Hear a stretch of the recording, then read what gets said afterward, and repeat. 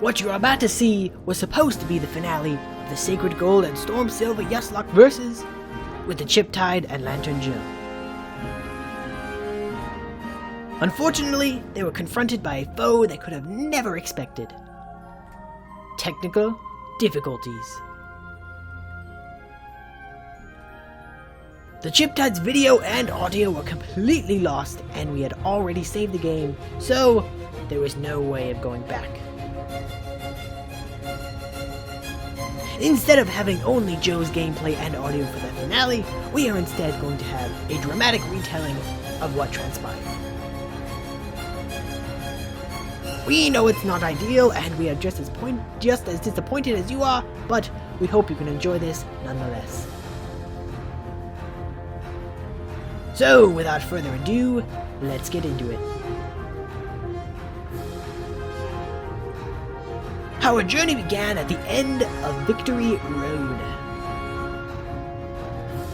After many moons of training, our teams stood as such.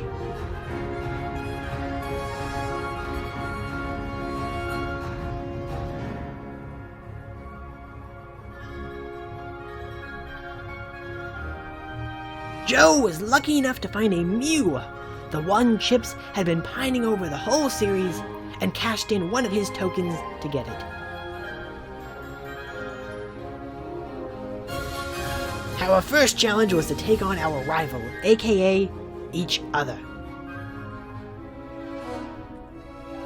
Chips was able to make it through unscathed.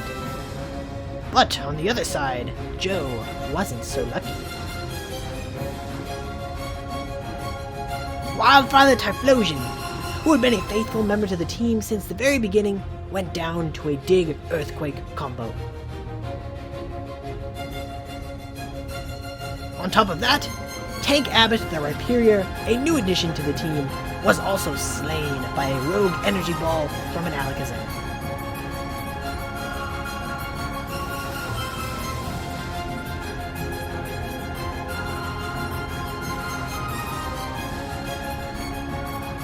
While Chips began his Elite Four challenge, Joe decided to play it safe and train up Mark the Licky Licky and Trent 7 the Gallade.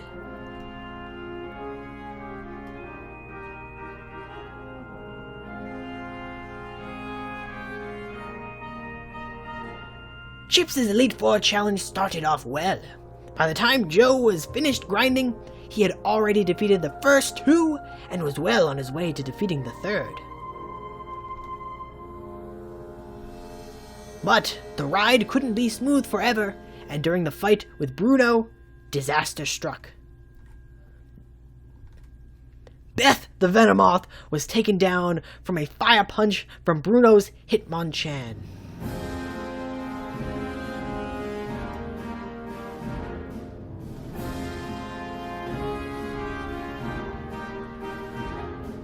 As Joe furiously tried to catch up, Chips defeated Bruno and began his fourth battle against Koga. With the power of Slowbro and Dialga, it wasn't much of a challenge until Dolph the Hitmonlee fell to a crit gunk shot from Muck.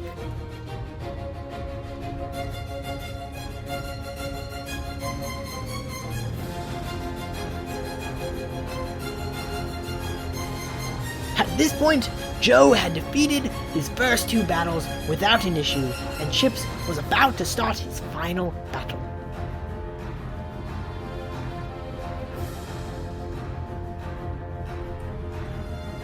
At this point, Joe's only chance of victory was for Chips to fall to Lance. But hope was not lost, for Lance was set to be the hardest opponent yet.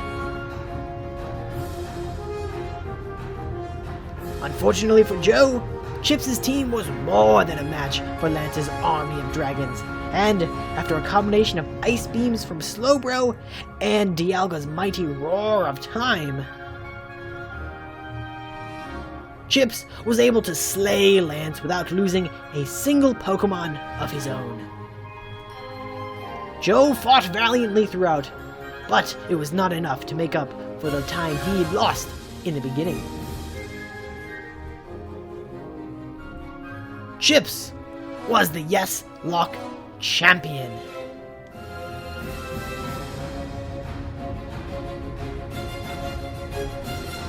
As Joe finished up his league challenge, Chips proceeded to take a literal victory lap around the region. The two friends laughed and reminisced about the journey they shared together. But fear not, for this journey is not over quite yet.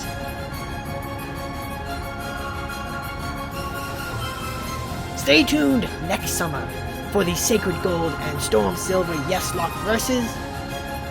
Season 2.